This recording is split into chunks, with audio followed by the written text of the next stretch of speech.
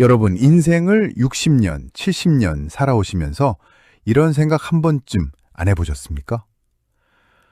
나는 평생 남한테 해끼치지 않고 착하게 살았는데 왜 저 사람은 나를 은근히 무시할까? 내가 나이가 들었다고 우습게 보는 건가? 자식들 뒷바라지하느라 직장에서 살아남느라 평생을 성실하게만 살아오신 우리 시니어분들. 그런데 이상하게도 주변을 보면 꼭 한두 명씩 내 속을 긁는 사람들이 있습니다. 은근슬쩍 내 말을 자르고 내가 무슨 말을 하면 아이고 요즘 세상은 그런 거 아니에요 라며 핀잔을 주거나 모임에서 나만 빼고 자기들끼리 결정해버리는 사람들 말입니다. 그럴 때마다 여러분은 어떻게 하셨나요? 에휴, 내가 참고 말지.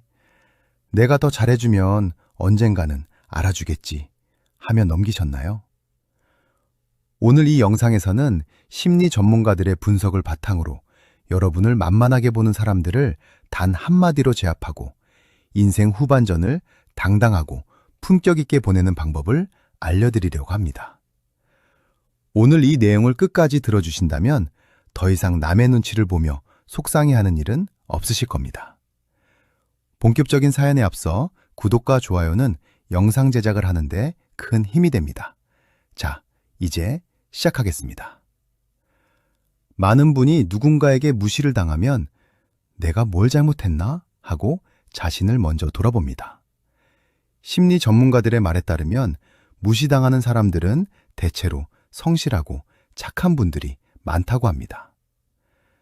내가 공부를 덜 해서 그런가? 내가 말을 잘못해서 그런가? 내가 옷을 너무 수수하게 입었나? 이런 식으로 자책의 메아리를 계속 반복하는 것이죠. 하지만 여기서 분명히 말씀드립니다. 그 무시의 말들은 여러분 안에서 나온 것이 아니라 바로 그 사람에게서 온 것입니다.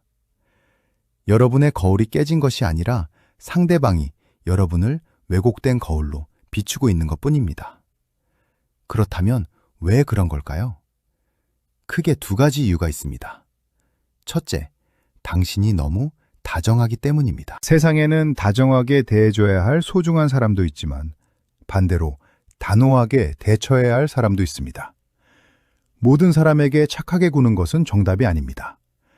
내가 성실하게 잘해주면 상대방은 이 사람 참 좋은 사람이네 라고 생각하는 게 아니라 아, 이 사람은 이렇게 함부로 해도 되는 사람이구나 라고 착각을 하게 됩니다. 착한 것과 만만한 것은 전혀 다릅니다. 여러분은 착한 분들이지 만만한 분들이 아닙니다.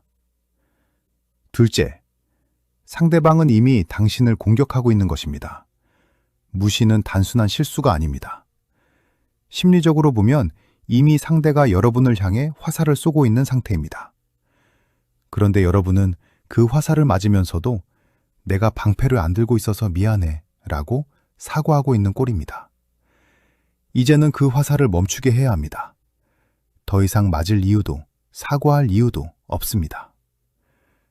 그렇다면 구체적으로 어떤 상황에서 아, 이 사람이 나를 무시하고 있구나 라고 알 수 있을까요? 이제부터 그 결정적인 신호들을 알려드리겠습니다. 상대방이 나를 무시하는 건지 아니면 그냥 성격이 급한 건지 헷갈릴 때가 있죠? 전문가들이 제시하는 세 가지 신호를 꼭 기억하세요. 신호 하나, 내 의견을 병풍 취급합니다. 모임에서 밥을 먹으러 갈 때 뭐 드실래요? 라고 묻지도 않고 자기 마음대로 메뉴를 정해버리나요? 혹은 카톡방에서 내가 진지하게 글을 올렸는데 나만 쏙 빼놓고 답장을 안 하나요? 나를 투명인간이나 병풍처럼 대하는 것, 이것이 무시의 첫 번째 단계입니다. 처음에는 실수였겠지 하고 넘어갈 수 있습니다. 하지만 이런 일이 반복되고 늘 나만 빠진다면? 그건 실수가 아닙니다. 명백한 무시입니다. 신호 둘, 선을 넘는 말을 툭툭 던집니다. 나이가 드시니 깜빡깜빡 하시네. 요즘 그런 거 잘 모르시죠? 옛날 사람들은 그렇게 생각하셨겠죠? 이런 식으로 농담을 가장해 내 약점을 건드리는 말을 합니다. 여기서 중요한 건 말 한마디 한마디가 우연이 아니라는 겁니다. 생각은 반드시 언어로 나옵니다.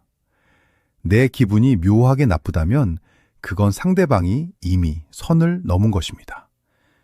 여러분의 감정을 믿으셔야 합니다. 신호 셋, 뻔뻔하고 당당한 태도입니다. 무시하는 사람들의 가장 큰 특징은 본인이 잘못하고 있다는 자각이 전혀 없다는 겁니다. 오히려 내가 틀린 말 했어? 다 당신 생각해서 하는 소리야 라며 아주 당당하게 나옵니다. 이런 태도에 눌려 정말 내가 잘못했나? 하고 휘말려 들어가는 순간 관계의 주도권은 완전히 넘어가게 됩니다. 이 세 가지 신호가 보인다면 더 이상 넘어가지 마세요. 분명하게 선을 그어야 할 때입니다. 그렇다면 이제 가장 중요한 질문입니다. 어떻게 대처해야 할까요? 지금부터 품격 있게 제압하는 구체적인 방법을 알려드리겠습니다. 전문가들이 제안하는 대처법은 크게 두 가지입니다. 상황과 여러분의 성향에 맞게 선택해서 사용하시면 됩니다. 방법 하나, 매운맛, 거울처럼 되돌려주기. 상대가 나를 무시하며 공격해올 때는 그대로 되돌려주는 것이 가장 효과적입니다. 예를 들어볼까요? 상대가 옷차림이 좀 특이하시네요 라고 하면 그러게요. 그쪽 옷차림도 참 특이하시네요 라고 똑같이 받아치는 겁니다. 상대가 나이 드시니까 요즘 것들 잘 모르시죠? 라고 하면 그래도 저는 사람 대하는 예의는 아는데 그쪽은 그것도 잘 모르시나 봐요 라고 당당하게 말하는 겁니다. 중요한 건 내가 당신이 나를 무시하고 있다는 사실을 알고 있다는 것을 보여주는 것입니다. 사자가 배고프지 않을 때 악어를 건드리지 않는 이유를 아십니까? 악어가 입을 벌리고 대항하면 자기도 다칠 수 있다는 걸 알기 때문입니다. 여러분도 건드리면 나도 가만히 있지 않겠다는 기세를 보여주어야 합니다. 그게 바로 여러분을 지키는 방법입니다. 방법 둘, 순한 맛, 정색하고 질문하기. 아니 나는 싸우는 게 체질에 안 맞아. 그렇게 받아치는 게 불편해. 하시는 분들을 위한 방법입니다. 바로 눈빛과 질문을 사용하는 것입니다. 상대가 무례한 말을 하면 웃음기를 싹 빼고 상대의 눈을 똑바로 쳐다보며 물으세요. 특이하다는 게 무슨 의미인가요? 그 말씀은 저를 무시하시는 건가요? 정확히 무슨 뜻으로 하신 말씀인지 설명해 주시겠어요? 이렇게 정색하고 물어보면 상대는 당황해서 아니 뭘 그렇게 정색을 해, 농담이잖아 라고 나올 겁니다. 그때도 흔들리지 마세요. 정확히 무슨 뜻인지 몰라서 묻는 겁니다. 농담치고는 기분이 좋지 않네요 라고 단호하게 말하세요. 이 방법의 핵심은 상대방에게 이 사람은 만만치 않다는 인상을 주는 것입니다. 싸우지 않아도, 소리 지르지 않아도 단 한 번의 정색과 질문만으로도 충분히 선을 그을 수 있습니다. 여기서 잠깐, 많은 분이 이렇게 물으십니다. 그런데 그렇게 하면 관계가 나빠지지 않을까요? 사람들이 나를 까칠하다고 생각하지 않을까요? 좋은 질문입니다. 하지만 이렇게 생각해 보세요. 여러분을 무시하는 사람과의 관계가 과연 지킬 가치가 있는 관계입니까? 여러분이 단호하게 나왔을 때 화를 내거나 삐치는 사람이라면 그 사람은 애초에 여러분을 존중하지 않았던 사람입니다. 반대로 진짜 좋은 사람들은 여러분이 선을 그으면 아, 내가 실수했구나 하고 태도를 바꿉니다. 그러니 두려워하지 마세요. 여러분은 당당할 자격이 충분합니다. 시니어분들이 가장 힘들어하시는 것이 바로 거절입니다.